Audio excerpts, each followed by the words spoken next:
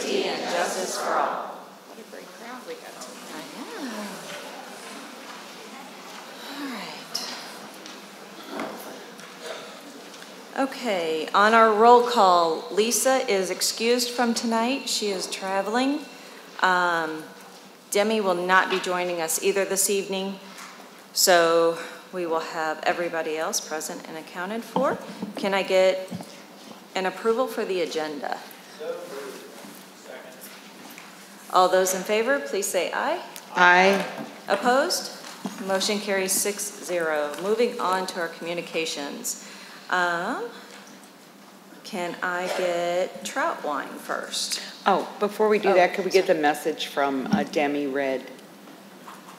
What's it regarding? Her message from Oakville High School Okay. on committee. Can we do it as soon as Sure. we do Yeah, the absolutely. kids first? Absolutely. Okay. Perfect.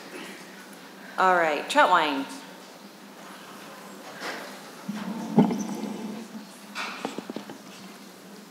Good evening, how are you? Good evening. Mr. Wolf, Mr. Westbrook, are you able to pull up the slide with our donations? So the first group of girls that I would like to recognize is a group of third grade ladies. We have Miss Kylie Tartan, we have Abigail Boyd Kiphart, Cecilia Gardner, and Lena Bess. I want you guys to look here, you're the stars. And these ladies came to me about a month ago and said, Dr. Henderson, we would like to do an animal donation drive here at Trautwein. It was completely their own idea, and I said, well, that sounds like an excellent idea. And so I charged them to put together flyers to send home, assembly presentations, announcements. They put together a collection box, and then they went and delivered all of the items they collected. I believe if you click on another slide, you can see what the girls collected. And if you keep moving along, I believe there's one more where they got to meet a dog. So they donated the items to Stray Rescue. And we were just super proud of the initiative that they took, all on their own. So very nice, ladies.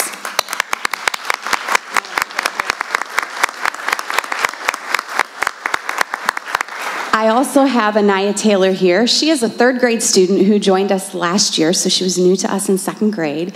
She entered reading at a level D. I am so incredibly proud to tell you that she is now reading 10 levels beyond that in just a year and a half.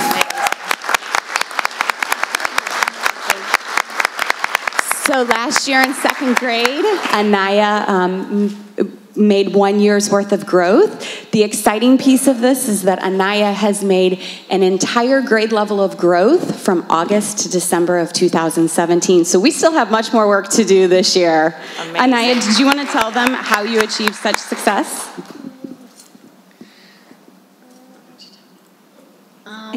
I read lots of books, and I did sight words, and I go to reading with my other teacher, and my teacher, Ms. Hofke, still works with me too. So we're super, super proud of her. That's a remarkable progress and growth. Very nice. All right, and the last group that I'd like to share with you is our Sunshine Leaders. This is a group of fifth grade girls. This is a group that is a leadership group in our school, and it's a real privilege for students to be part of that. And they pretty much run their own show with the support of our counselor, Mrs. Sapienza, who I do want to honor for all of the time she offers. But these ladies, just like our third grade leaders, are pretty self-sufficient. So I'm going to turn it over to them because they have put together a presentation for you.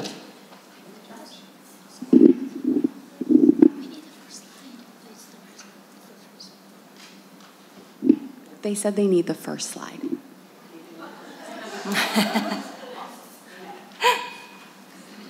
Trautwein Sunshine Girls, spreading sunshine rules.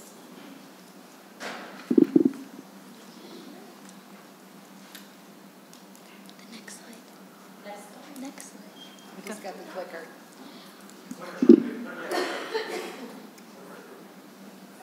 No, the next one after that. Yeah. No, the one two.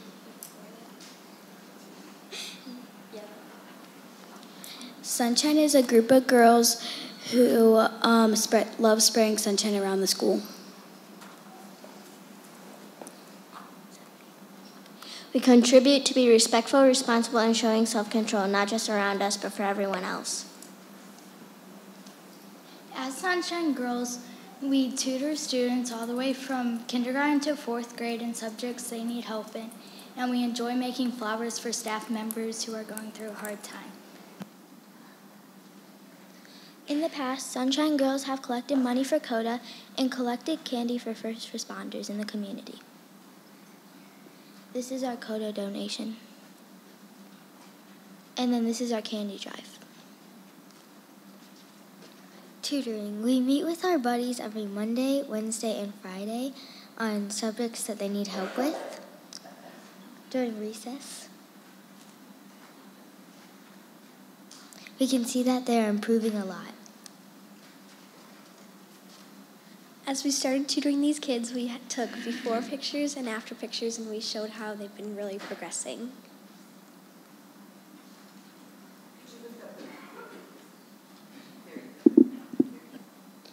Here are positive staff teacher referrals we have chosen.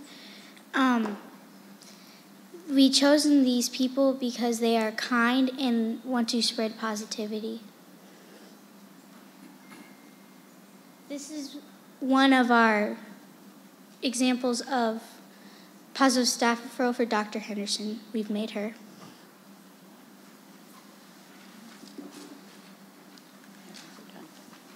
So as you can see, they are self-sufficient. They are leaders among our building, both within our building and outside in our community, and we're so grateful to them. So thank you, ladies, and thank you to Mrs. Sapienza, who leads their efforts.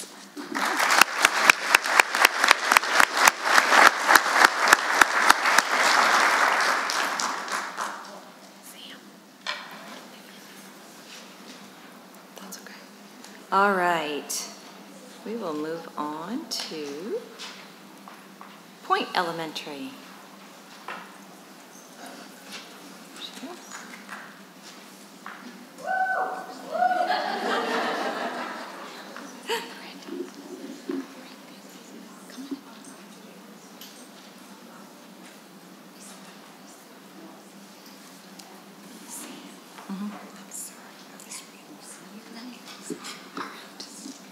Good evening.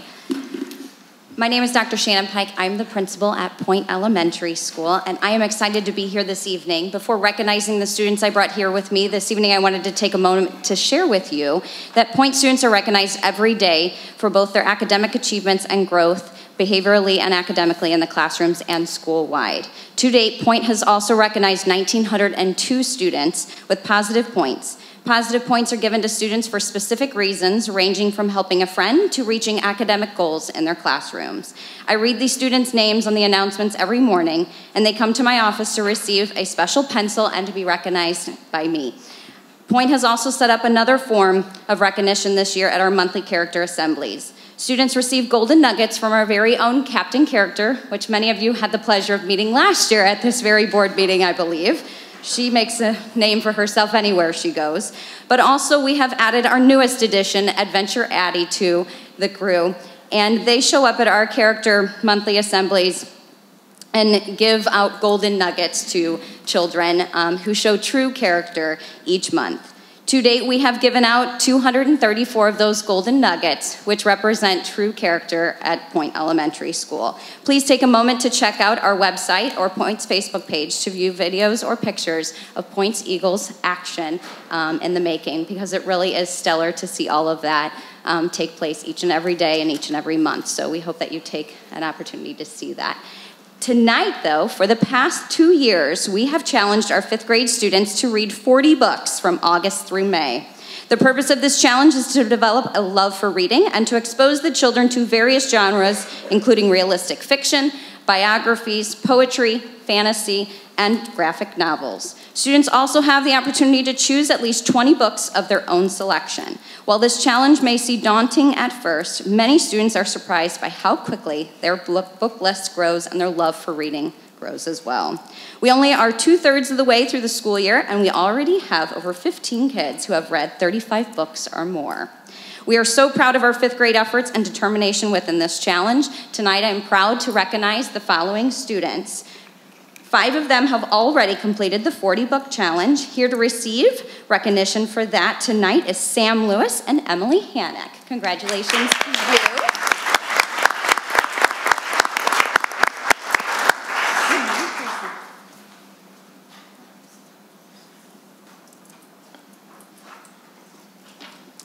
And reading 35 books or more, attending tonight we have Owen Mellinger, Aiden Warndell, Dina Jalali, Adam Rodak, Jack Workowicz, and Isla Nukic. Congratulations to you for reading 35 books or more.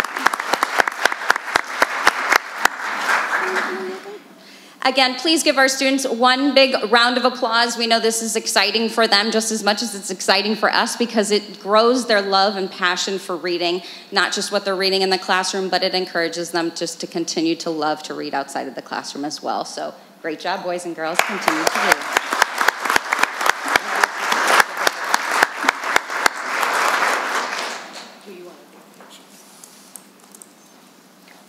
Go ahead, Jamie.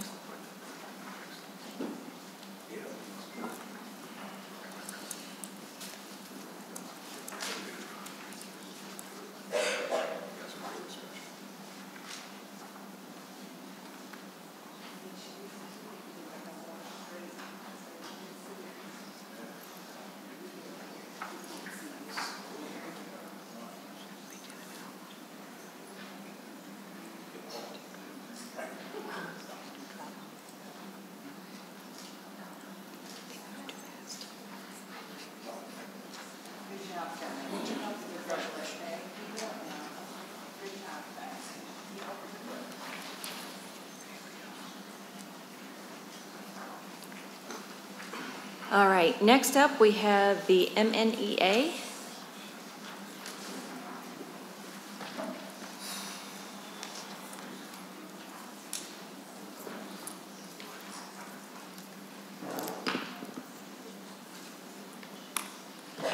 I just snuck up here to tell all of these young people and their parents that we're having Read Across America here on March 1st, and we're going to have slime, and we're going to have rocket cars or balloon cars and birthmarks and all kinds of fun stuff. So,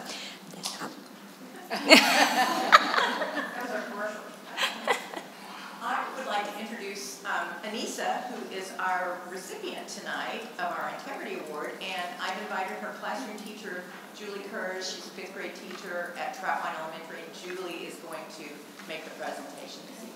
So. No. Okay. Good evening, everyone. It says we proudly present Anissa Jezanovic with the Integrity Award. And you know at Trautwein, we're all about Tigers of Integrity. That's our theme. Anissa is a young lady that is truly the embodiment of a Trautwein Tiger of Integrity. Yeah. This is her first year at Trautwein, by the way. Our school motto is, we're Tigers of Integrity. We do the right thing even when no one is looking. Anissa always does the right thing. She does. Even though this is her first year at Trautwein Elementary School, Anissa has all of the characteristics that we strive to build in our students: respect, responsibility, and self-control. She is very strong academically. She's always asking to help other students in the classroom and is always there to lend a helping hand to her teachers. Thank you for that. Yep, Anissa comes in every day with a smile on her face, kind of like the one she has on now, and is truly a ray of sunshine in the 5th grade in our building. It is our good fortune to have her there this year at Trautwein, and I think that she has made our school a better place by being there. Congratulations.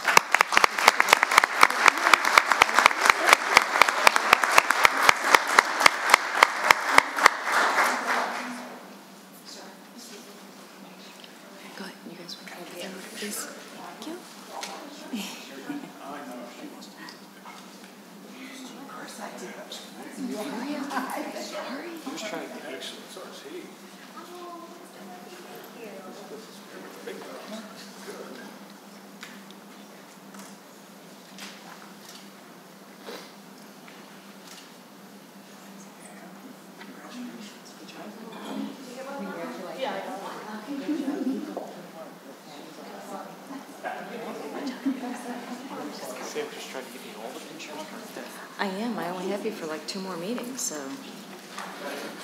it is after tonight. Jamie?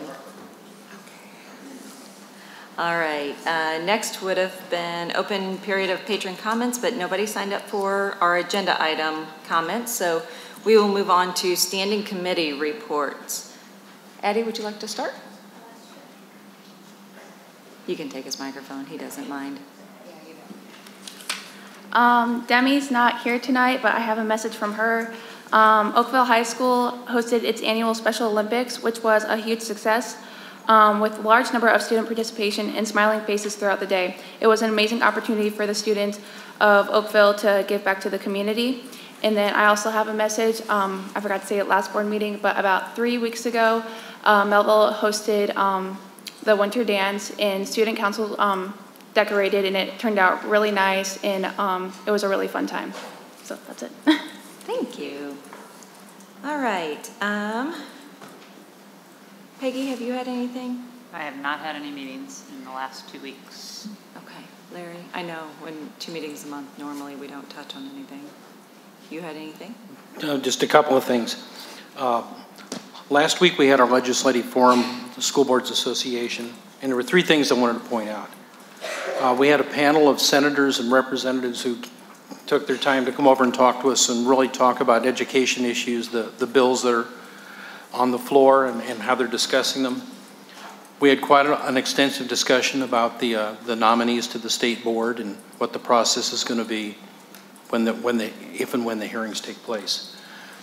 Our lobbyist covered, and I'm going to mention 5 bills. I'm not going to talk much about them, but the bills I think that will affect us most here is HB 2200, which is a bill that will give schools that are taking innovative steps opportunities to get waivers and maybe do some things a little bit differently. There's Senate Bill 612, which is the education savings account, which is under discussion. There are 2 bills on charter extension, HB 2247 and Senate Bill 618. They vary in the size of the school districts affected, and it varies in what triggers a charter school being able to be developed in a school district. There's also a bill, SB 1424, that would move school board elections to November as opposed to April, and our great fear is that politicizes school boards and it gets caught up with everything else. And finally, SB 1423, which I call the Wisconsin bill, because this is a bill that would prohibit school districts basically from lobbying, from being advocates, for spending money to go up and discuss with their legislators what's going on. It would also have serious implications on members of our staff who we think are vital to be advocates for our district as well. Last thing, we had the legislative director of Arizona come in and talk to us about their experience with charter schools and ESAs and school choice. They started doing this in 1995, so they gave us a pretty good view of what's happened as these types of legislations have been passed in their state and what's gone on. Last comment, I've got the outline done for the OBO Governance Outstanding Boards of Education Governance Award that we're nominating ourselves for and filling out the forms. Jean was very gracious to go through my outline, and she's given me all kinds of great ideas. I'm going to do the same thing with Lisa, and then I'm going to put together a very high-level outline. I'm going to ship it out to you and see what we can do, but my goal is by the 1st or 2nd to have that done. Great. Thank you. Jean? Oh, wait, you've been on vacation. Yeah, I know. Can't you tell if I sneeze, my pants are going to pop? I ate out so much. Fair enough. No, I didn't want everybody to hear that. No, Jamie? I have nothing. Thank you. Kevin, do you want to talk about policy? Sure, just at a high level. So we had a policy committee meeting last Tuesday. The big thing, actually the only thing we got into was the leave policy, which we looked at what the committee had put forward as far as their suggestions, tossed around some different ideas, had some data that we looked at, and have a tentative type of thing that we're considering, which is a little bit of an increase on personal days and sick days with a split in there. So Without going into too much detail, I think what we're doing now is between that meeting and the next one, we're going to be thinking about those, seeing if we get any feedback from people, teachers especially, that are interested in this, see what they have to say, and get back together again and try to make some more progress with it. Okay. Do you have anything you want to add? Or? No, I mean, it's still in its early stages, so Tuesday night was an hour-and-a-half long conversation about the one policy, so it's not anything that we're taking lightly, and we want to make sure that we review it and look at the pros and cons of it and what's going to be best once we finally get a policy written around it and send it up to the board. So I wouldn't expect it right away. All right. Two things real quick. As Larry was bringing up, the school board elections are always held in April. This year it is April 3rd. We have 2 seats that will be up. Jamie Murphy and Dr. Lisa Dorsey will not be running for re-election. So both of their seats are open, and we have 3 candidates running. Knock it off. I will go in order of the ballot. Is Lisa Messmer here? Would you like to stand up? Lisa's number 1 on the ballot.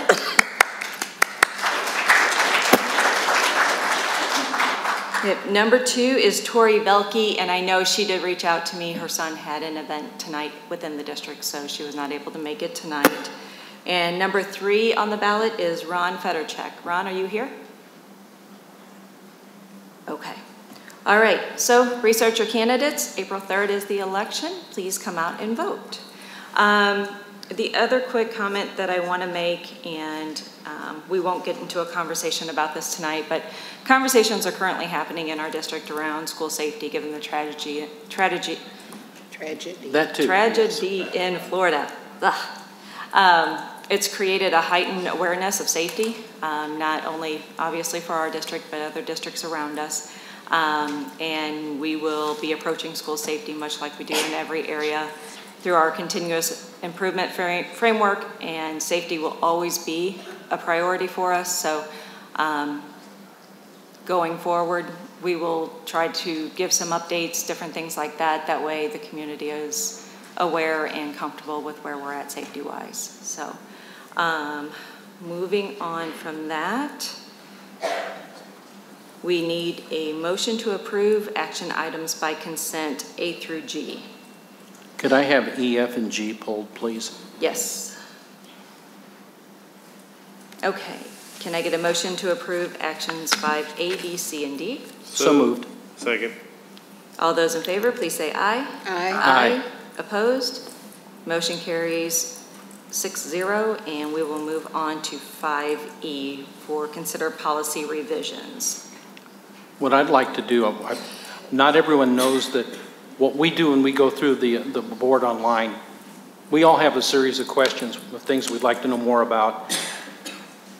We send those to Dr. Gaines, and we get some terrific insight and information that really helps us with our decision making.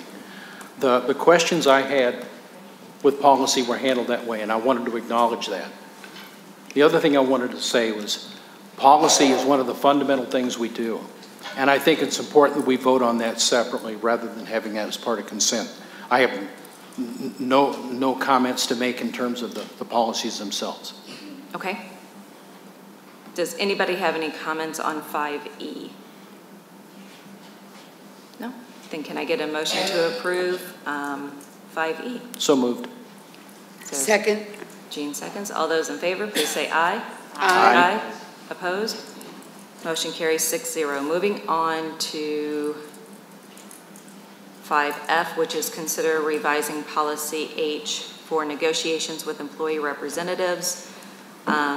We'll do these separately, but F and G go together because the policies mirror each other. So considering revisions on policy HBA is the professional discussions. So we'll have a conversation about both of them, and then we will vote on each of them separately if that works for everybody. Sure, yes, that sounds great. Okay. Does anybody have any comments about the changes that we have made to HA? No. Okay. First, what I want to give a quick background. So in 2014, when I first came onto the board, this policy was revised at that time by another board member. It was very vague in its wording. So there was some disagreement about who could actually be in the boardroom during negotiations, doing the negotiating back and forth. So what we wanted to do, because we have found that policy that can be interpreted can get you in a whole lot of trouble, and it's not very clear. So we wanted to make sure that we took a policy that was not well written and made sure that we put defining language around who can be in the boardroom during negotiations and who cannot be. And I think we did a pretty good job around this one this time, was very specific about it. One thing that we have felt very strongly on is board members not being in the negotiating room. And our reason for that is just because we work in a professional world does not mean that we have ever been trained or know how to negotiate. So when you look at the damage that can be done and the damage that has been done in the past, we wanted to make sure that we went away from that and that we were very clear board members would not be sitting in the negotiating room where it just damaged relationships. So with the new policy, it is very specific to say, let's see. Sorry.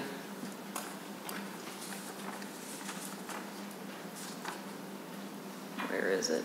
It's on page 3. Thank you. It's on page 2.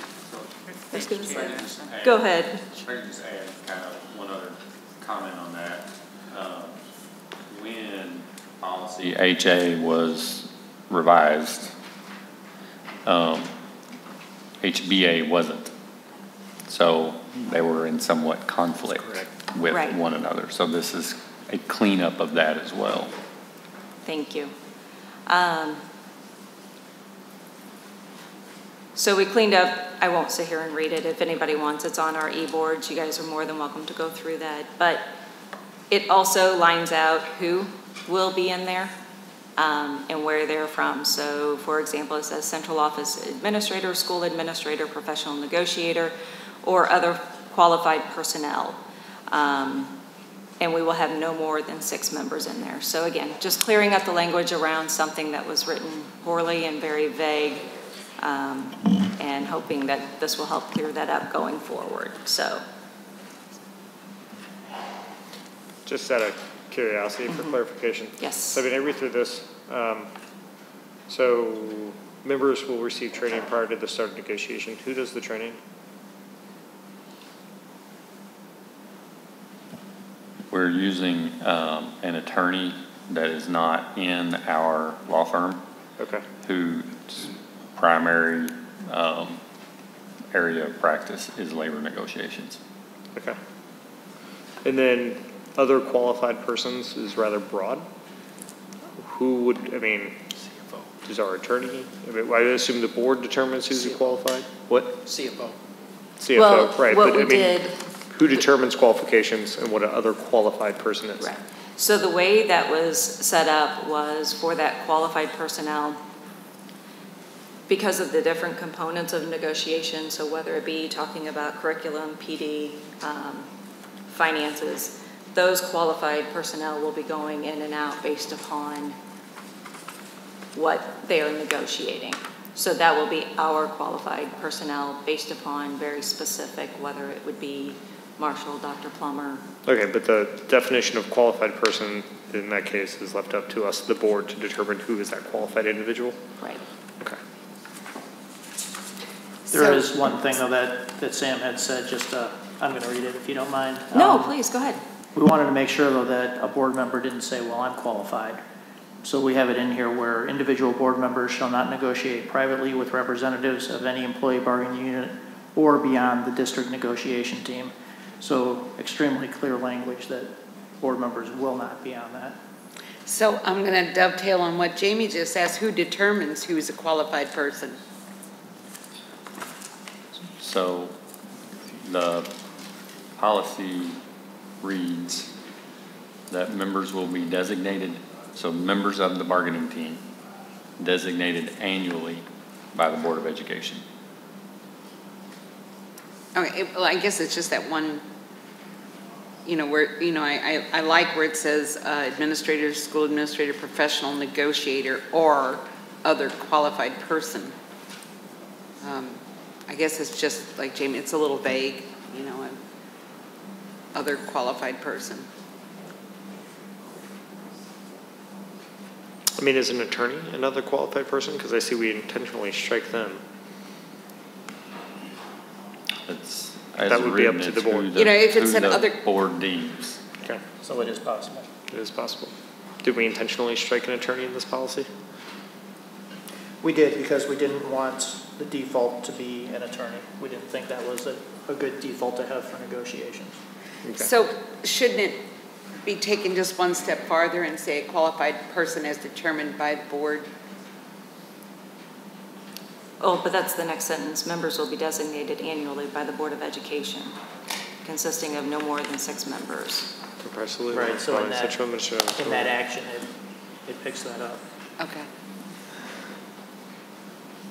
Professional negotiation or other qualified person. Kind of.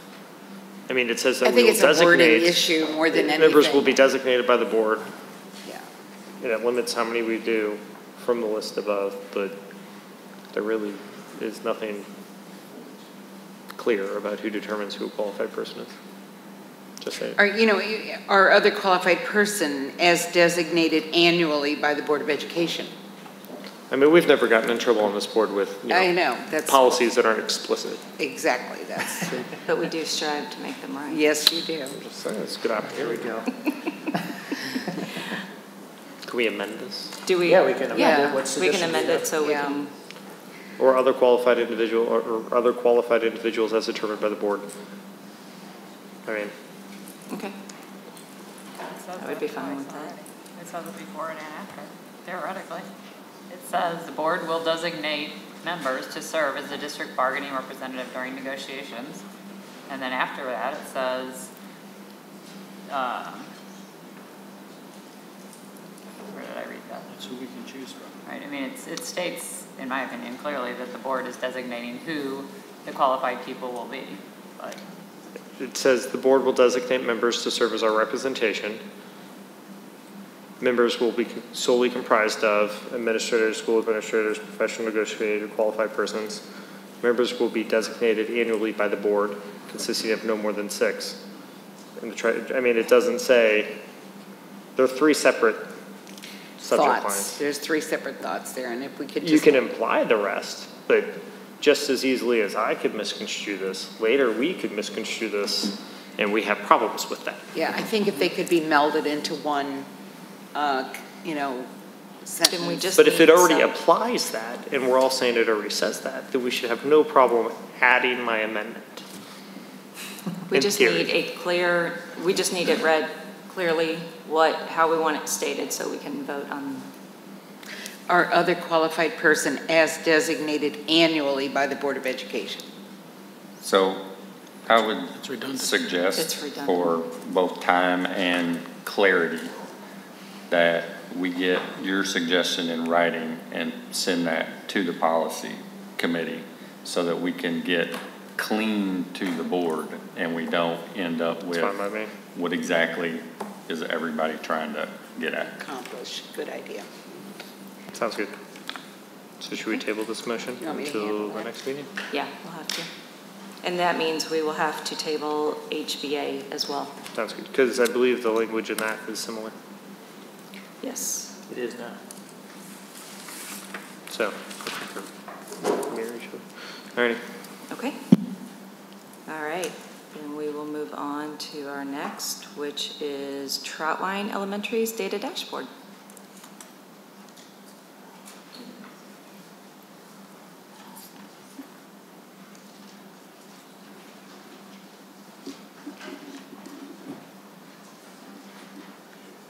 Mr. Westbrook, would you mind putting up the dashboard first? Thank you. I am Shannon Henderson. I proudly represent Trautwein Elementary as the building principal. And standing beside me is Julie Durham. She is our assistant principal. This evening in our presentation, I want to begin with the dashboard. The dashboard is our living, breathing data. We use this data most often in grade level problem solving, staff meetings. We are aware that it's there. We are aware that it's ever changing. What I'd like to do today, because the math data is pretty outdated at this point, I'd really like to dig into the reading data. And so I have a presentation, just a very brief presentation for you with some of the highlights of what's happening at Trautwein, the good work that's happening there. So our current enrollment is 428 students. This year to date, we have enrolled 30 new students. So we are a pretty transient building with our population. This year during kindergarten registration, I guess I should clarify, kindergarten registration 2017, we enrolled 48 students. We currently have 70. So that's just one more piece of evidence that our population is ever changing, even in those very young years. Uh-oh, what'd I do? I went the wrong way. There we go. Some of our demographics, we serve ELL students. About 16% of our population is represented by English language learners. 18% of our students receive special education, and 39 of our students participate in the meal assistance program. In addition to that, 32% of our students receive reading services, and those students are served in grades K, 1, 2, and 3. This is the most exciting data that I wish to share with you today. When we looked at the dashboard, Julie and I took a look at what was the baseline that we started with in August for each grade level. This is the percentage of students that were reading on grade level as they entered that grade. You can see the current percentage of students reading on grade level. And when you jump to that green column, you can see the success that's happening. You can see that all of our students are really making progress. And when we see those numbers in the green, what it tells us is that those are students who are not only reading on grade level, but we're beginning to close that gap for students who came in that were perhaps below grade level. This chart here is in response to the question about what are some of the trends that we see about the information on the dashboard. So when you look at the comparison of the students who are meeting the expectation along with those that are approaching, we consider those to be students that are on target for meeting grade level expectations. As compared to our students who are beginning to learn expectations, you can see that we have far more students that are there or on target. You can also see by comparing November to February, again, that we're closing the gap. Our efforts are making a difference, and we have less students in the beginning to learn and more students that are meeting and on target. Some of our current actions with regard to reading, we are fortunate to be part of the continuous classroom improvement development this year. It has really begun to change practice among our staff. Students are taking ownership of their learning. They are goal setting. They are progress monitoring their own data.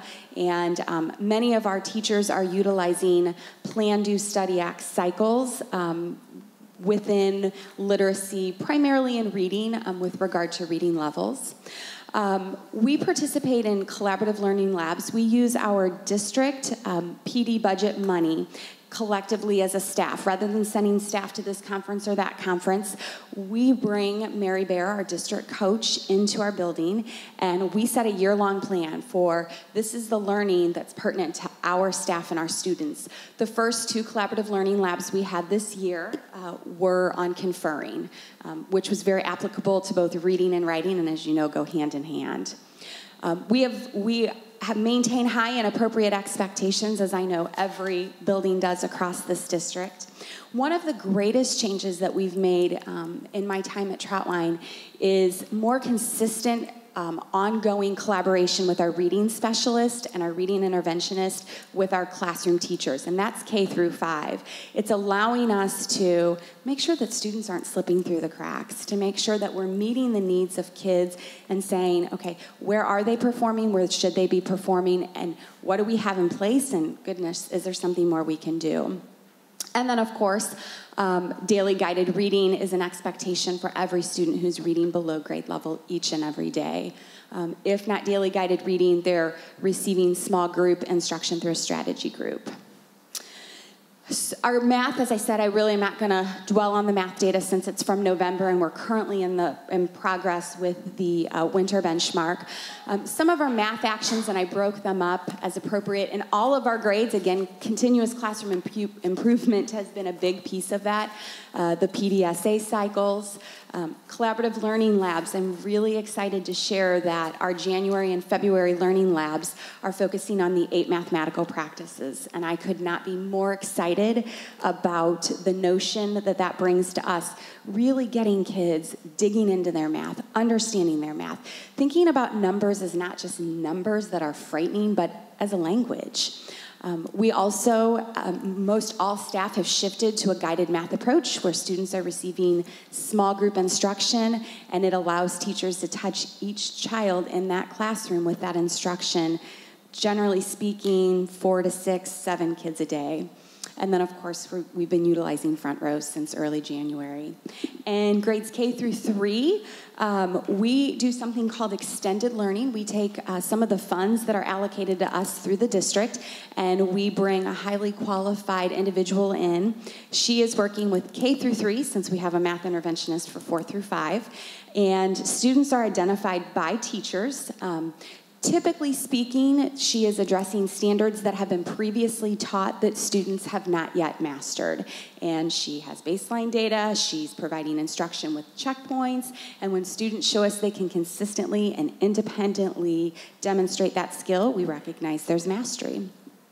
Grades 2 through 4, each of those grade levels had their student learning objective focused on mathematical problem solving this year.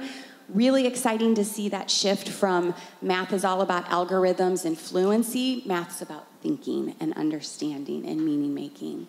And in grades 4 through 5, the Discovery Education Math Innovators has just been remarkable. It has been practice changing for the teachers that are involved and even some of their colleagues at this point. Math in 4th and 5th grade has gone from a very traditional whole group approach to, again, a guided math approach. Students are more independent, students are more accountable, and they're getting one-on-one and small group attention. And then, of course, the math interventionist, who works very much like the individual in the extended learning.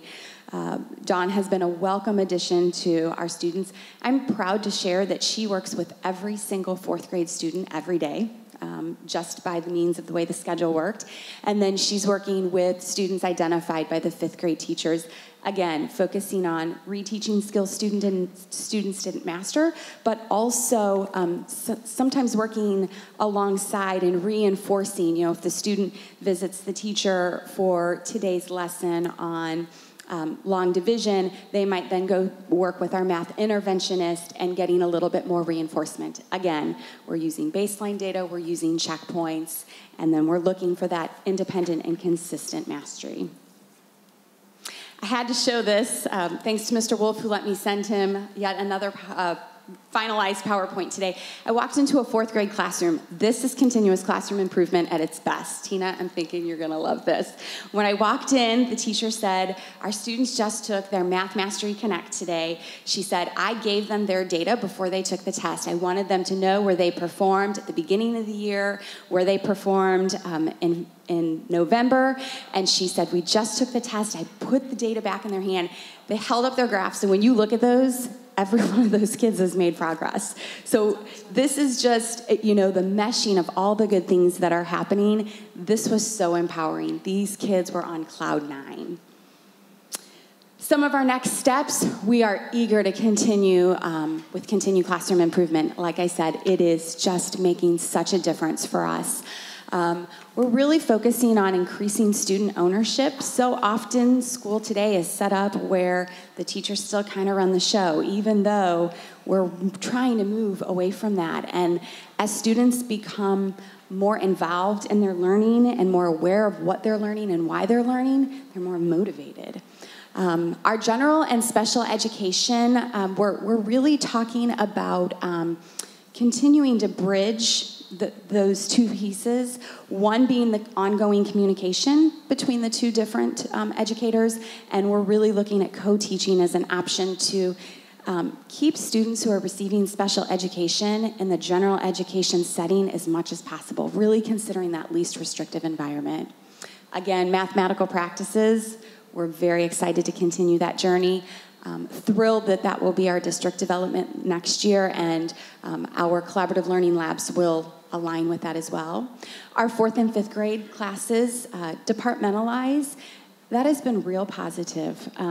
With the demands on students and the demands with curriculum today, allowing 4th and 5th grade teachers to departmentalize allows them to really dig into their content area and become masters and become so skillful, and it is really making a difference. Our math innovators, thank you. We get to expand that to 2nd and 3rd grade, and I'm super excited because it not only affects the individuals who are participating in the development, but they're coming back and sharing with their teammates, and it's practice changing for the grade level. And to address the social emotional component that we see as very necessary at Trautwein, we've been doing a lot of work and development around being trauma informed. Those efforts have been led by our school counselor, Cara Sapienza. It's been ongoing and will continue to be ongoing because we know that we have to ensure that our students' basic needs are being met. And when their basic needs are being met, then they're available to learn. And then we can start doing the good work. Our attendance is at 93.3% as of this morning. We do quite a bit with this to emphasize attendance. We do have a school-wide PDSA cycle. We bring that to the forefront at our all-school community assemblies once a month. We recognize perfect attendance by month at those assemblies. So students can be, you might miss a day in December, but you're there every day in January, and you're still being recognized, and that's motivating. Teachers track and post attendance outside their doors every single day as well. And then Julie, myself, our attendance secretary, and Kara, our counselor, we sit down every single week with a printout of student absences, late arrivals, and early releases.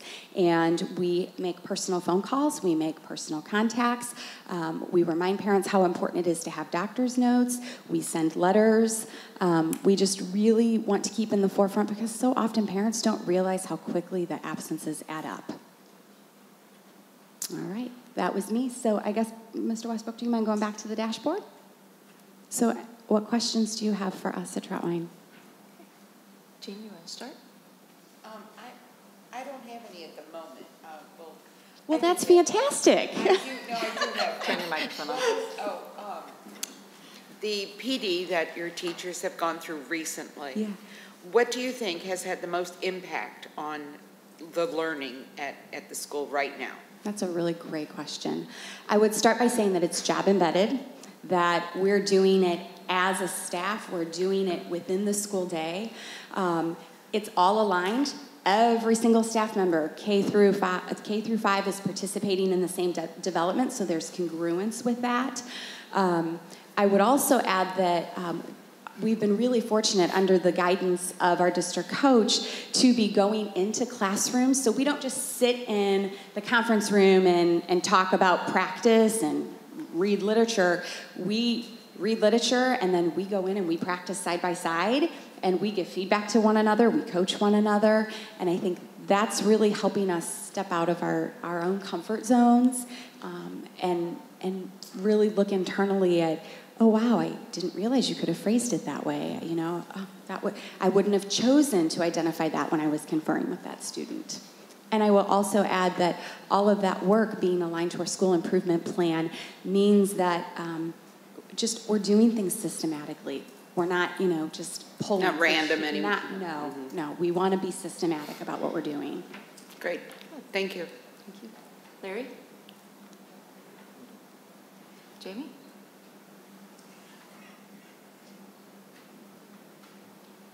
There you go. I found the button. What can we do to help you guys more? What resources do you need in the classroom? What, I mean, do you have everything you need? Or more interventionists needed? I mean, what can we do to be helpful to your school? Thank you for asking. First and foremost, I would say that when we passed our most recent proposition, the funds that have come from that and the way that that has impacted our professional development as a staff has been remarkable. So the continuation of that is just invaluable, and I hope that we can continue with that. The next thing I would say is let's stay the course. We have been doing some really good work in literacy, and that process started even before I was back in Mehlville as a principal. And it took time, and it took patience, and it took learning and risk-taking and development. And here, you know, the elephant in the room, we know about our math scores, but we have a plan in place to address that.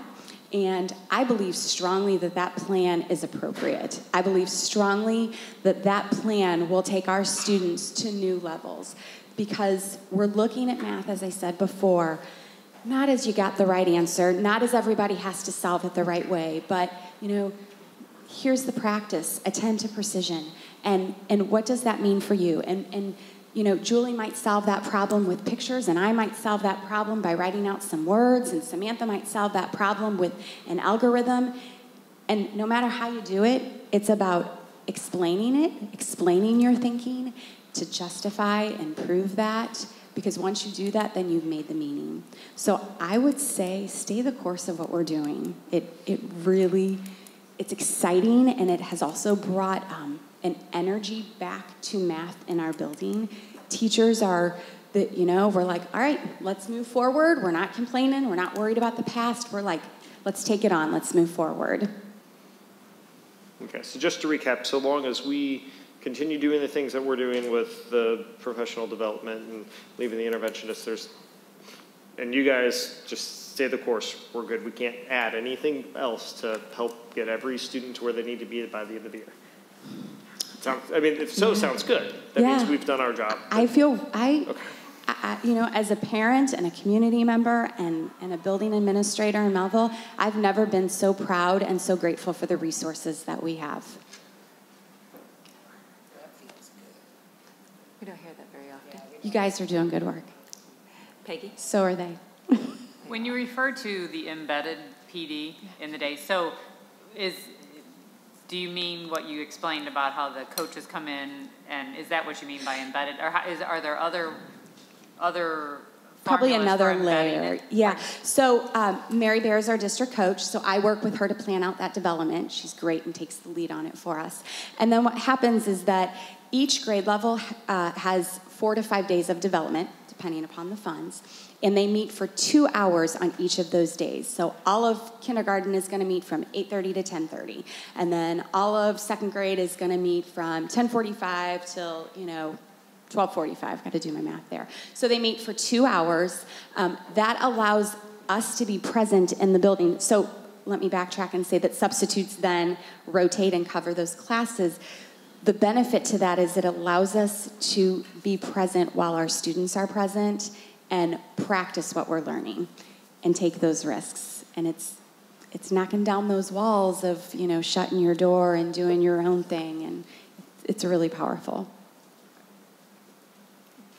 Kevin? I actually don't have any questions. I actually just have appreciation. This is a very comprehensive presentation that you gave. You covered a lot of great things that are going on in a lot of detail, and I really appreciate that. It's, as we've been doing these, it becomes very clear very quickly each of our schools have a unique set of challenges. You guys are no different. What you said about your kindergarten class with how that's grown. Last week we had one that had 38% kindergarten class that English is a second language, so how do you start there as opposed to a class where you've got 8? So you guys are doing great things. People are doing great things across the district, and I think it's great that when you put all of this out there, you show what it is that the challenges are, and you show what you're doing. Mm-hmm. It's not just talking. You're actually doing it. You're making progress, and you're able to show that. So I appreciate that. Thank you. I want to say thank you to you for recognizing that and for knowing that, you know, every school is different. We all come with different demographics, and we really focus at Trautwein because it's real easy as a teacher to just get bogged down. And we focus on one step at a time. We take each child from where they are, and we expect to make 1 year worth of growth with them.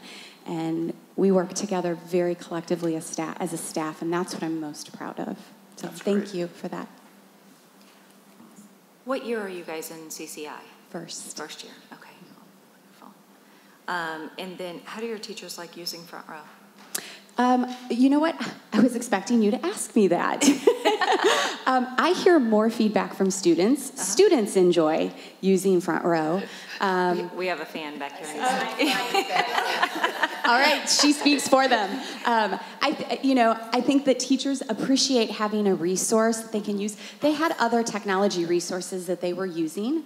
I honestly am not familiar enough to say one is better than the other. I think what's important for us to remember, and our staff does, is that as much as those technological resources are so helpful, nothing replaces the power of that small group instruction with the teacher. So just making sure that we maintain our commitment to meeting with every one of those kids every single day. Good. It does provide, though, I do appreciate that it's leveled, and I appreciate that students can access that at various times. Right. Okay. Well, good. Presentation was wonderful. Thank you very much for. Thank you so much for your time this evening. Thank you. Thank you. Okay. We will move on to Point Elementary.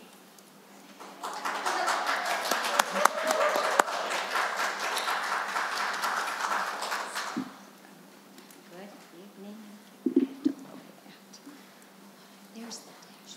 Oh, I stick my there.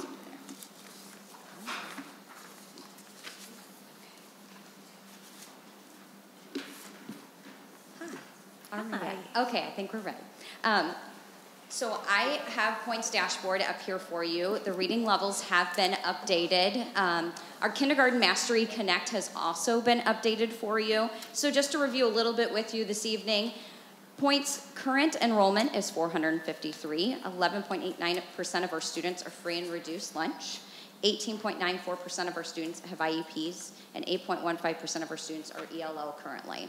All right, just to give you an idea, to highlight a little bit from our dashboard, our 2nd through 5th grade students, second through 5th grade, I'm not going to click on them currently, but I am happy to do so, is steadily increasing in the area of reading from December to February. Percentages shifting in the approaching and meeting expectation categories, and our kindergarten and 1st grade students showing a slight increase in the beginning to learn category. The students currently identified as beginning to learn in kindergarten and 1st grade have been identified by our reading specialists and our grade level teams and identified specific individualized plans for each student's academic growth. Our dashboard also highlights the following in the area of math. One of your questions concerned our kindergarten math, and my eyes be tricks on me. So there is kindergarten Mastery Connect scores. Kindergarten math scores in the fall reflected 77% green, 15% yellow, and 8% red. And currently, kindergarten finished their winter benchmark, and their current scores are as follows: 82% green, 15% yellow, and 3% red. And I also took the opportunity through the Mastery Connect has the ability to actually drill down in Mastery Connect and compare fall benchmark standards to the pretest, and within the pretest actually drill those comparable standards from the fall to the pretest. And from every one of those numbers aren't ideal, but comparably speaking to the fall pretest based on the standards that they took, they're showing significant growth, if that makes sense, where they came from in the pretest. And when highlighting other data from Point's dashboard, it is important to keep in mind that we are currently in the middle of winter benchmarks, so those scores will be soon available in early March. Our current fall benchmark standards have been drilled down, I just shared that with you, to show true comparison in terms of standards on the pretest and how students showed a growth on the fall benchmark from the pretest in every grade level tested in the area of math. We look forward to getting these results and continuing to cross-examine the standards with how our students are continuing to grow, and we do this continuously. I shared with you that I meet with grade level teams every 2 weeks. We talk about instructional best practices, student data, student concerns, There's a list of things that we strategically go through and itemize in a systematic way to ensure that we do not miss any student along the way. And our attendance has recently been updated and reflects our current attendance at 96.1. So that is where we stand.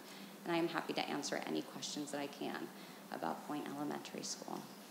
When did your dashboard update for your, oh, never mind. We are not updated for Mastery Connect, but we are updated in the area of reading because we are still in the middle of that. But kindergarten, we have only 47 kindergartners this year, so they finished their benchmark, and we wanted to share that with you. Cool. Okay, great.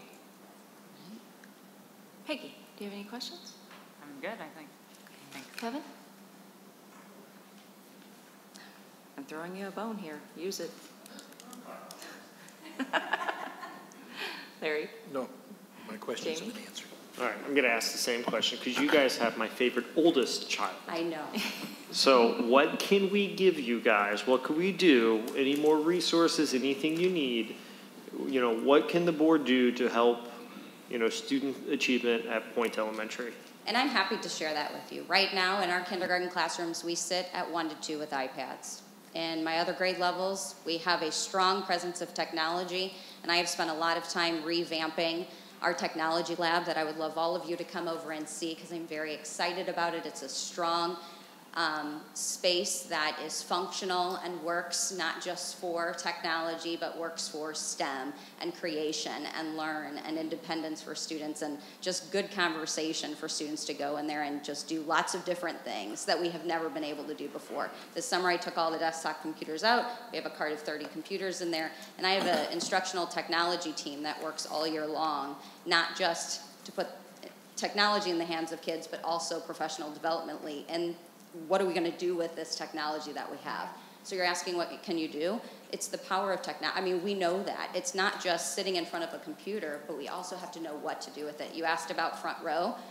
We got our numbers. We're using it about 650,000 minutes of Front Row. And I'm going to be honest with you, as a parent, I'm also using it. My daughters are on it now, and I'm not even in this. So, I mean, it is powerful. But we also have to maintain that balance of good quality instruction and making sure that our core instruction is there along with technology. So, you know, I have a strong PPO, so they have helped with that, but just making sure that our students are getting what they need across the board.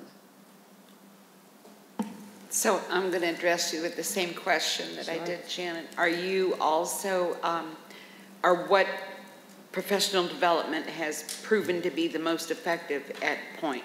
At Point, so this year and last year we have focused on Kagan, cooperative learning. And so again, we focused a lot on student engagement, high quality engagement in the classroom, what makes sense that we're teaching our kids.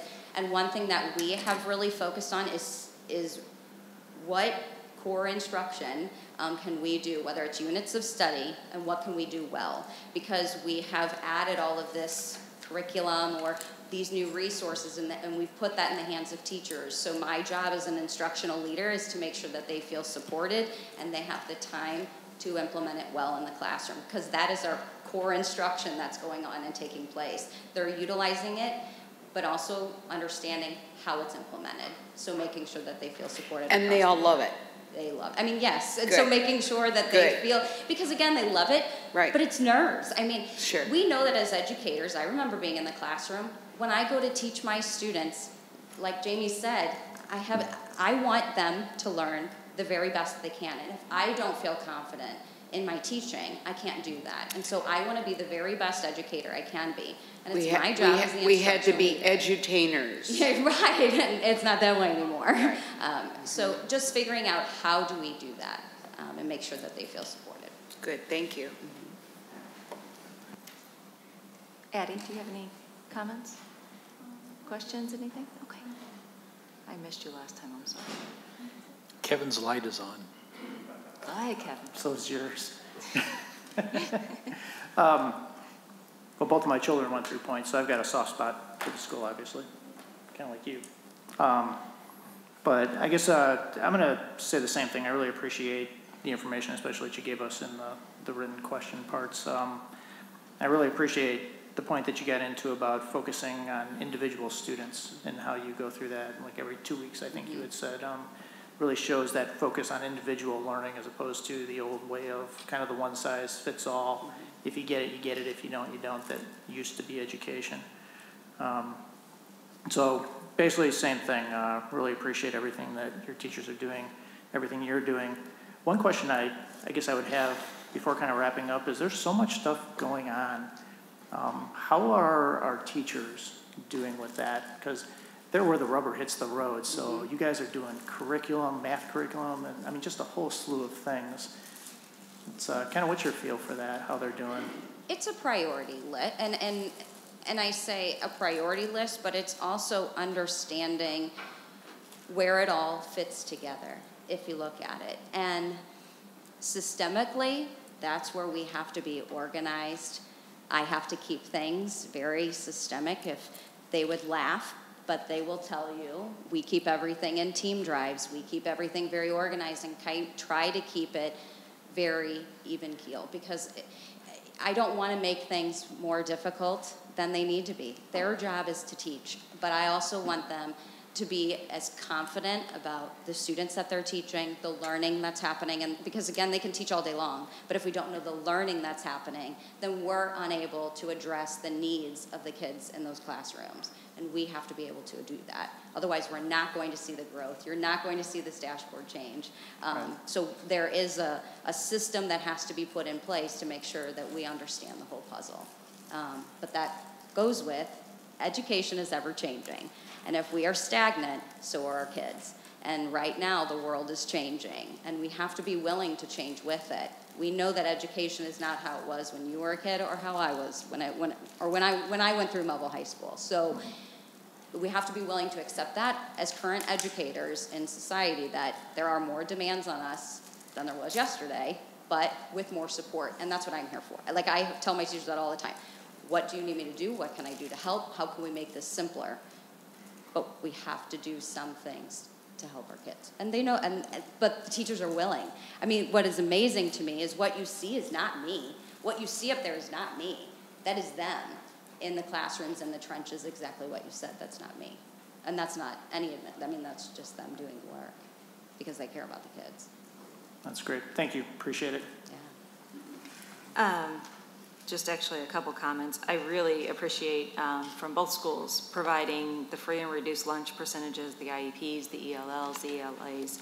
I think it shows the dynamics and the differences between our schools and why comparing one school to another, even though we're the same district, can not be viewed in a positive light. So I really appreciate that information being there. I think we haven't looked at that a whole lot with the dashboards in the past, and focusing on that, it lets us know the different challenges that each school has, and I think sometimes that'll help us answer some of our own questions about why you may struggle in certain areas. The other thing that I really just want to comment on is that we spend a lot of time talking about, front row, what we can do, with PD, different things like that. But I think the value of our teachers in the classroom and what they're doing kind of seems to get lost right now because everybody wants to focus on the negative of the MAP scores. So honestly, I just want to let our teachers know we appreciate what they're doing. Because if they were not in there utilizing everything that we're giving them, it wouldn't matter how much we put in that classroom for them. So without them, none of this would happen. So we appreciate their time and dedication and everything that they're doing to try to improve scores. So. And I just wanted to mention that Trautwein has 6 native languages that I have never in my life heard of. It was good information. Never. Including Punjabi. I've never heard of some of these languages, and I can't imagine the challenges that come along with, starting these kids on English when they have none at home. So it's just it's difficult too when they go back home and they can't practice. They have to revert back what to the other they've learned all day. So we've dealt with my turn. Didn't you pass? You knew I'd say something. I wanted to comment about how far we've come in 3 years. When we had these discussions 3 years ago, it was at pretty much at the MAP level and the APR level. And look at what we can do now. We don't even talk about buildings. We can talk about classrooms. We can talk about approaches. We can talk about plans, things that we can correct and make better. This gives us a great opportunity to be educated on really what it takes to teach in the buildings. But I think the other thing it does, it lets us focus how we want to use our resources and how we can make decisions to help this out. This is, for an old timer like me, this is neat to see this evolve. This equips us to really help you. I appreciate that. And we also want to always welcome you at Point Elementary. All of you are always welcome. I know the teachers would love to have you, visit our school. Our kids would love to have you. So please join us anytime in any classroom. Call me anytime and please stop by because I know we would love to have you over there. Thank you. Is that where I tell you I have a grandson that will be class of 2021? There you go. Thank you very much. Thank you very much.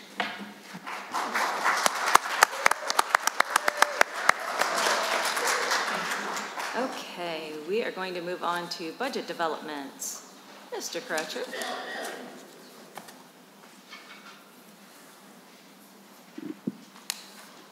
All right, we've got a few adjustments here on the budget. And let's start off with revenue. It's a little tough to see, but on the revenue page. Now, do you guys have this on e-boards? Yeah. Yes, thank God. John, I thought we were going to cut that in half. So, okay, sorry about that. Okay, sorry about that. So, on the, if you look on e-boards on the revenue page, and I apologize, I'm just going to start bringing hard copies. Financial data does not work on this. Just a big white card, just put numbers. Yeah, it's pretty cheap. So bottom line is on the revenue, for this current period, we've got $123,000 that we're adding to the revenue budget. That's like 1/10 of 1% of the whole budget. So if you look over in the lower right-hand corner, summary of key adjustments, it really takes you year to date.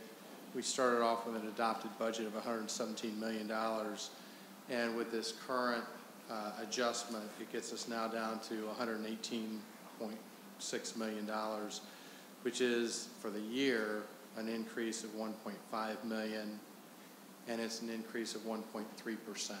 So this current round of adjustments, bottom line, is pretty small, but it's just the current update of where we stand. Then we move on to expenses, and probably go back to your e-boards. Look on the lower half on the right-hand side in that box. And, well, first of all, we'll look in the adjustment column near the bottom. You'll see a negative $103,000. That's the net of a number of adjustments where we're reducing expense to the budget. So then when you go to the box, you'll see we start off with an adopted budget of $116.6 million to start off with the year. And then I've highlighted where we had a few conscious decisions during the year to prepay buses, expand the one-to-one computers, have the math program that we talk about each board meeting now, and the front row program. So that added about $682,000 to the budget. And then we had a number of other adjustments that you'll see listed there that really nets out to a reduction of $120,000. So the post-budget decisions that are highlighted, that $682,000, that's about 0.6% of 1% of the total budget. And then when you look at the other set of budget adjustments that are just, estimate and timing differences, that $120,000, that's 0.1% of 1%. So coming into the budget, we basically right now are at 99.9% of the planned budget, along with our conscious decisions. So we're pretty close. I don't know that I'll ever duplicate that any other year, no matter how long I stay. So anyway, that's where we stand on the budget. I think we're in pretty good shape. If anybody's got any questions, feel free. Okay. questions? Jamie's light's on. I was only going to say, if we got you a crystal ball, could you duplicate it? What's that? If we got you a crystal ball, could you duplicate the accuracy of your I don't think so. I don't think a crystal ball would think that would do it? All right. Good job. Thank you. That's really good. Great work. That's Thank you very much. Pretty close. Thanks, Marshall. I guess you need to approve it. Oh, yes. So moved. All those in favor, please say aye. Aye. Opposed? Motion carries 6-0. Thank you. Okay. That's right. Portrait of a graduate.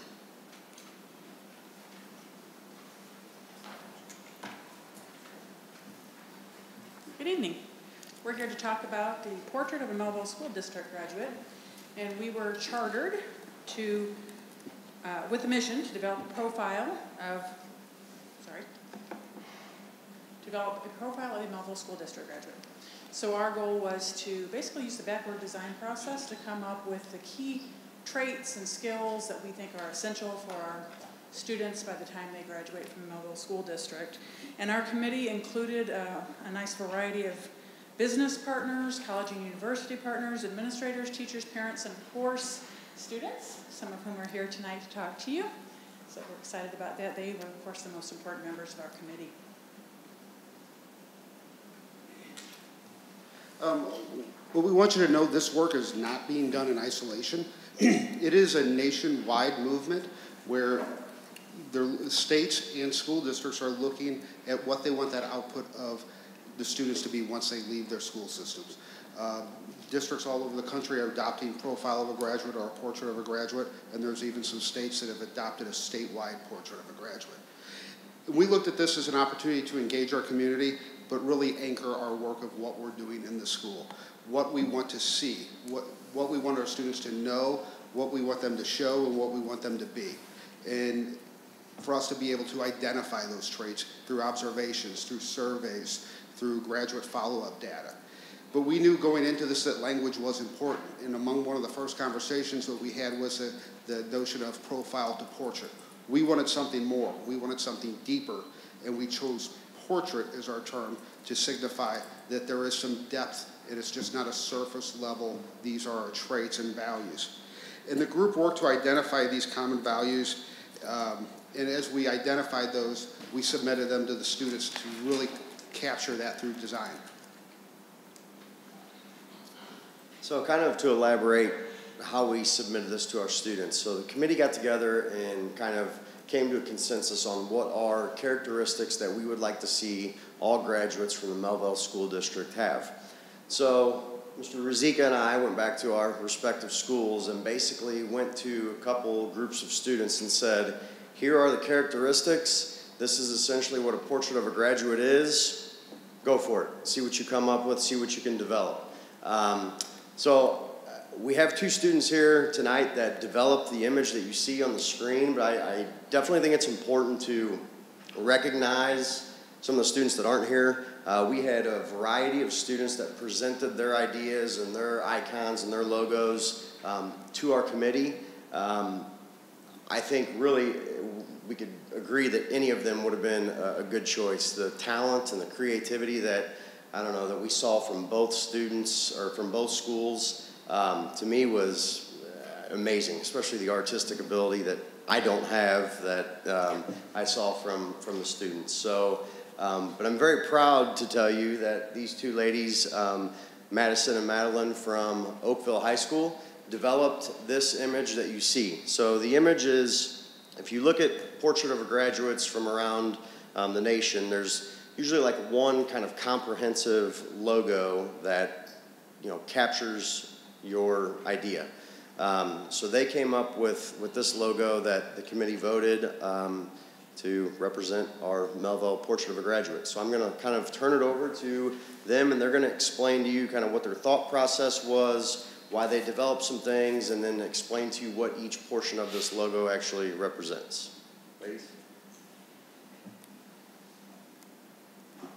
My name is Madison Talley. And I'm Madeline Schroeder, and we're both seniors at Oakville High School, and Mr. Bayat essentially presented us with these characteristics, and we did our best to define them visually in our logo. The circle that you see around the initial logo is supposed to represent the student as a rounded Mehlville graduate, and we wanted the characteristics on the outside, and we wanted the words to be incorporated with the visual representations in the logo. So each trait has its own symbolic visual representation that we believe accurately portrays each characteristic. And for persistence, the graduation cap first came to mind when creating this logo because it obviously presents a sort of automatic representation of a determined student willing to work hard to achieve their goals.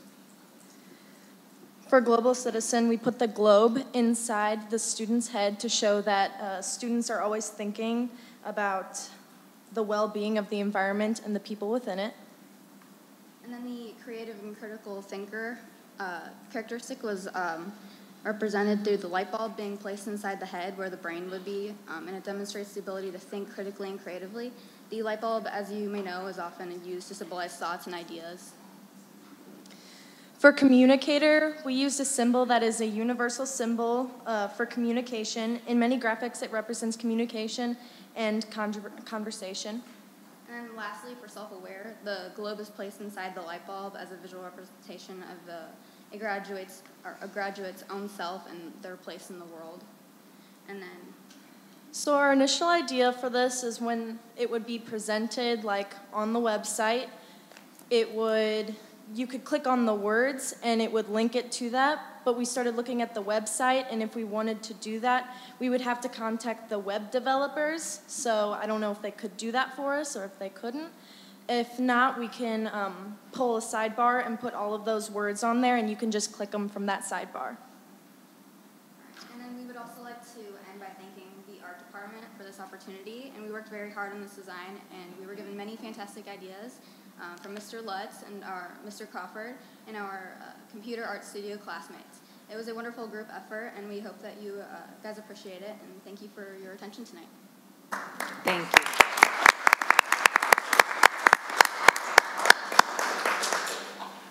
So I somehow get to follow that. I don't know how that's going to work, but we'll try. So we're going to talk about the 5 characteristics. So we're going to break down these five characteristics for you. The communicator. We wanted this person to be a 21st century communicator that uses all forms of technology, old and new. We want somebody who listens actively, provides and accepts feedback from others, and speaks and writes effectively for the 21st century. So we want our graduate to encompass all those things. The creative and critical thinker, we want someone who listens and reflects. A problem solver for employers, that's one of the key things that employers want to see, is somebody who is given a problem and able to solve that problem. And then someone who connects ideas to find solutions in the world we live in. The next one, the ethical and global citizenship.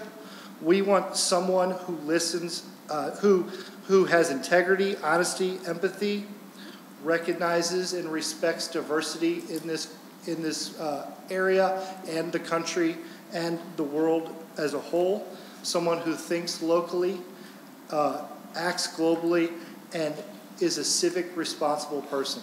So all those things would be encompassed in those 3 traits. And I'll talk about the last 2. A Mehlville graduate who's persistent, adapts to change, seeks support when necessary, and maintains a positive attitude throughout to achieve their goals. A Mehlville graduate who is self-aware, adopts realistic goals, uses introspection to evaluate strengths and values, and perceives the impact of their own personal behavior on the world. Do you guys have any questions for any of us? Eddie, what do you think? It's on. Okay. Yes. I really like the symbolism in the logo and how it represents all the different characteristics that you guys talked about. And then I really like the light bulb too, because when you're like doing critical thinking, you have almost like that light bulb moment. And so I like that a lot. Jean?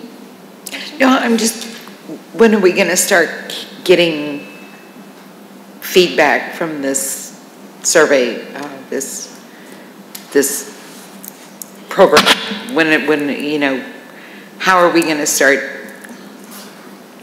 Initially, we'll be doing through observations, through classroom observations, that this is, it's not a program. This is something to anchor that work in.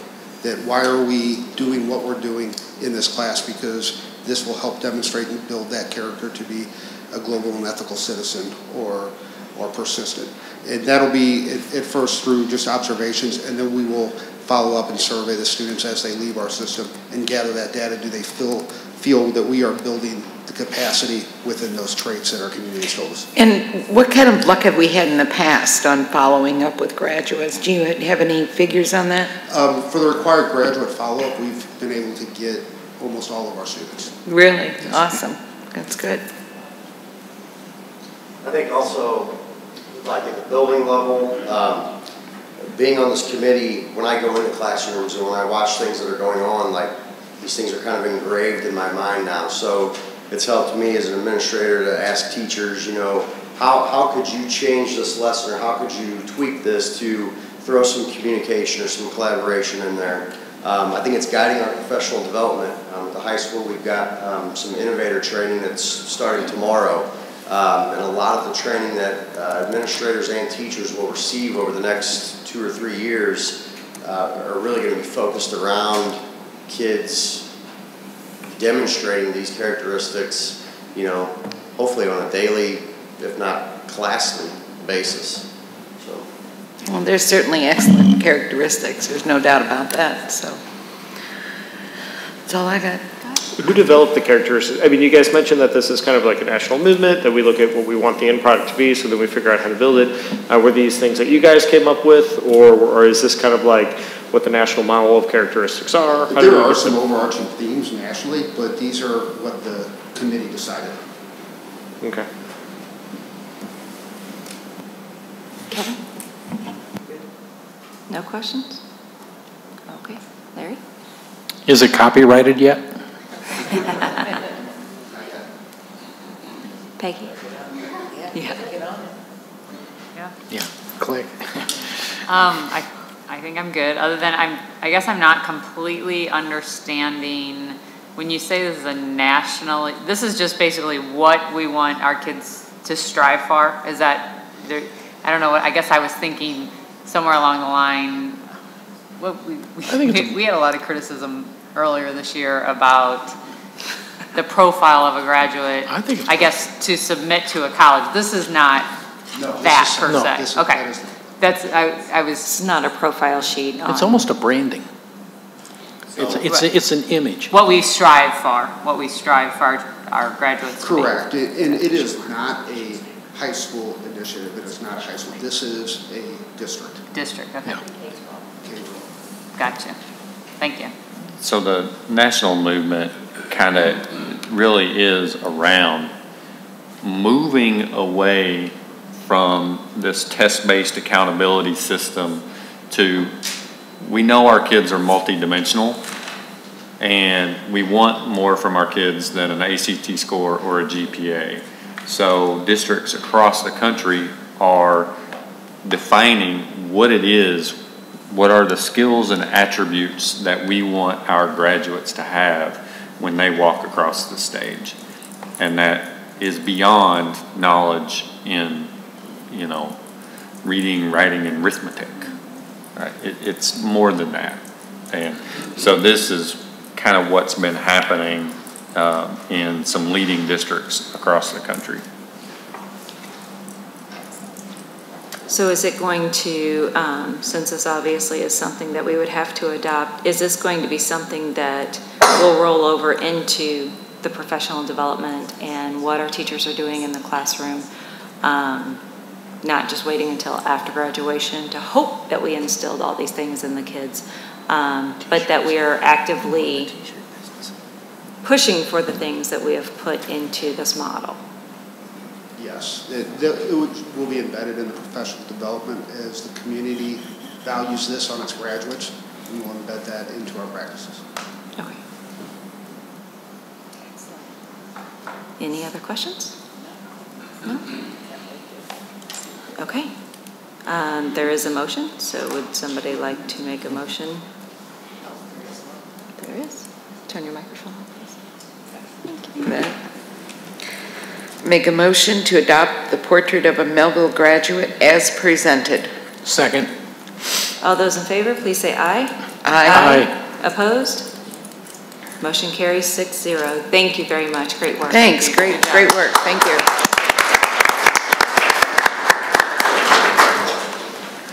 All right. Our communications dashboard. Hello, how are you? Good evening. I'm in charge of confetti. Not seriously, my job is to celebrate all the things we do, and they're all remarkable. I'm going to tell you, there's not a day where I say, what are we doing? So I mean, it's really, really exciting. I'm thrilled to be here. So let's talk about a couple of numbers. Facebook, we have almost 9,000 visitors to the district, and we're just talking district. Every school has a Facebook page. Every school's got either Instagram or Twitter. So we're this wide, we're just kind of talking about this. So almost 9,000 people visit our district Facebook page every month. 1,400 visit the Twitter account. 23,500 visit our YouTube videos every month. So video's just where it's at. I mean, it's easy, it's low maintenance. You can just click the button and just let her go. Let's Talk, 33 dialogues a month, and that's a great number to watch. The higher the number it is, the more upset people are with what we're doing. When that number is low, that's a great sign because they're not complaining. Mm-hmm. So if you get literally one a month, or I'm sorry, one a day, it's great. And during redistricting, that number was a heck of a lot higher. Now it's pretty low because people like what you guys are doing and what the teachers are doing. So it's great. And if no one uses it, if everyone uses it, everyone's got a two-way street. If you got something to say to us, you know how to find us and what it is. And this is Dr. Gaines's thing, which is you can talk to your principal. It's not just me throwing it out there. You can talk to the superintendent. You can talk to food service. You can talk to if you got a problem, you're going to get the expert. And that's really, really important to make that kind of connection as opposed to, the PR guy just threw out the usual nonsense that, hey, thanks for calling us. It goes much deeper than that. The website, 5,400 people a week check in to see stuff, for anything in the calendar, the parent portal, whatever. So far, in my tenure here, we've done 514 videos, and that's just on the main channel. There's another 250 on the instructional channel, so we're banging out about 120 videos a year, and it's great. It relates.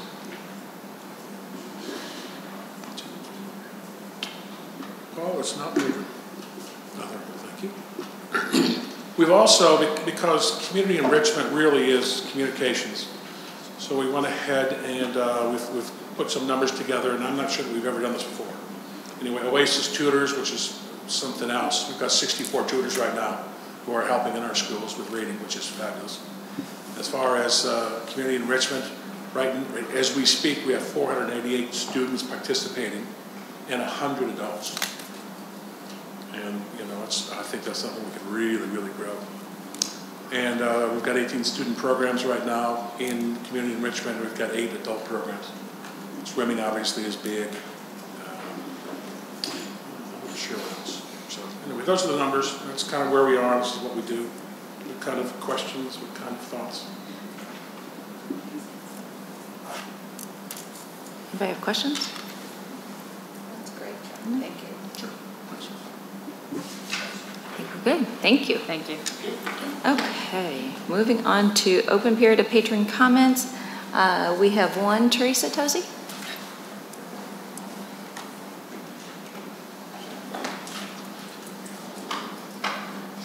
So I not only have to follow all those cute kids, I have to follow John.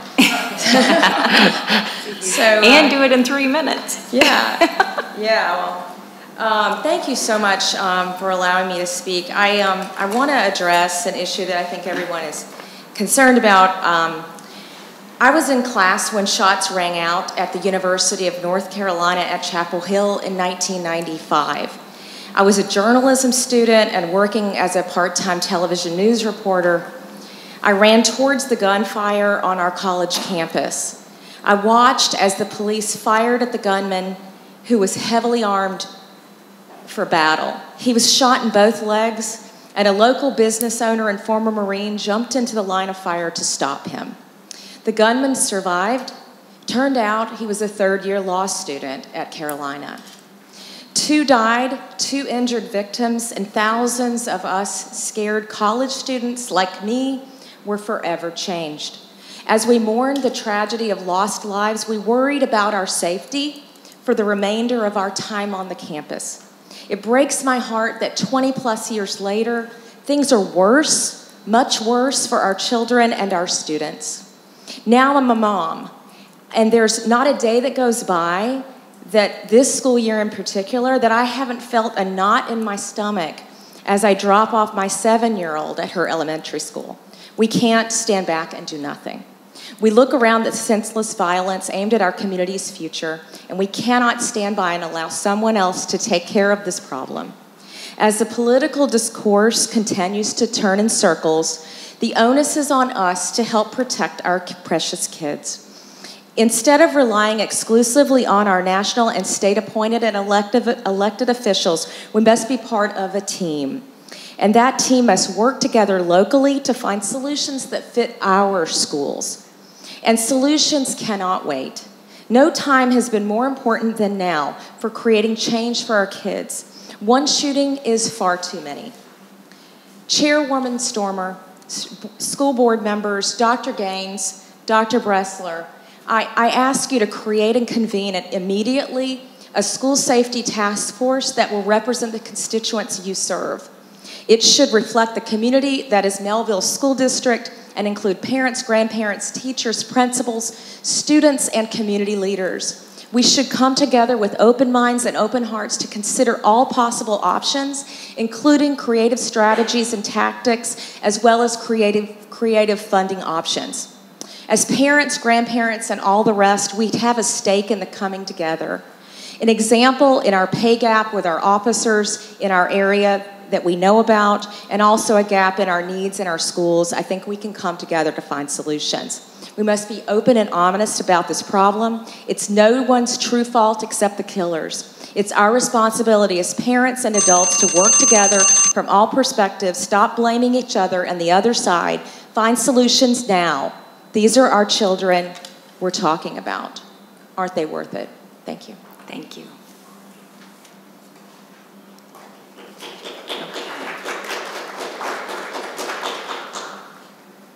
Okay. Peggy, do you want to put us into closed session?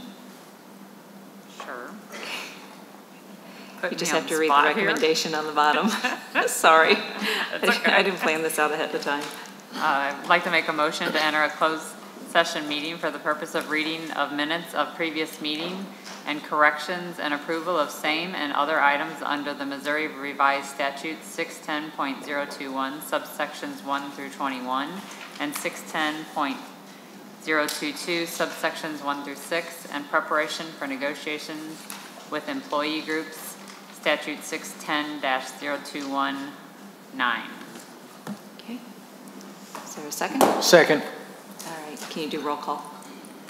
Larry? Yes. Samantha? Yes. Jean? Yes. I don't have to. No. Okay. No. Sorry. Jamie? You're going. Jamie. Okay, yes. Kevin? Yes. Peggy, yes. All right. We will move to close. Thank you.